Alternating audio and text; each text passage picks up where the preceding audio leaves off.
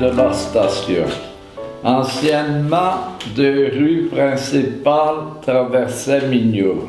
La rue Mons-Nivelle et la rue Binche-Brenne. C'est ça.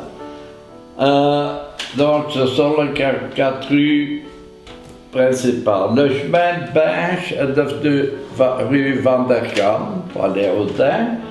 Le chemin de Mons, c'est François Onclet, 4 sapins.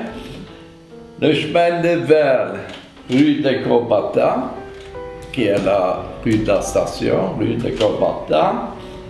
Et le chemin de Braine-le-Comte, rue des Déportés, ici même.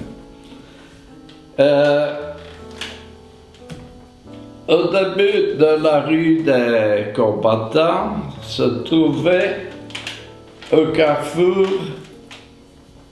dans la première maison en haut, tu vois une petite porte.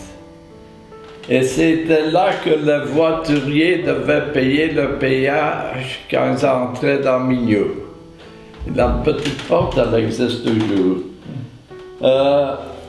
Ici, sur la photo, cette maison-là, c'était occupée par M. Grumiaux, qui était inspecteur dans l'enseignement. Les autres personnes, je ne connais plus. Celui à moto, on l'appelait le petit vitrier. Mais son nom de famille, je ne sais plus. Un peu avant, dans la rue des Combattants, il y avait la sens de la Fleur de Lys, qui a été en 1886 une brasserie, puis on a fait une distillerie. Ce sont les maisons superposées au-dessus avant la coiffeuse et l'ancien. Alors, plus loin, il y avait les établissements Sommeil, que vous avez connu ça. Ensuite, rue de la Station. Le chemin de fer a été inauguré en 1857, le 2 août, pour la section Ercoline, Binche et Coursine, et elle a été mise en double voie en 1882.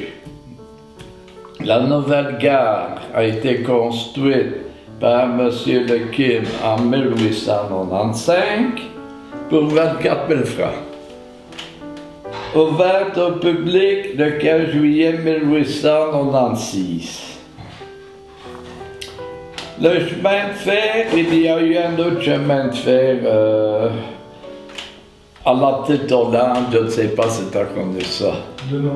Le chemin de fer de Saint-Pierre-Soigny, c'était la ligne de Saint-Pierre-Soigny, commencé en 1875, fut inauguré en 1876, avec point d'arrêt près du pont Catsou, à la Petite Hollande. Le pont Catsou, il a l'histoire là-dessus, sur le pont Catsou.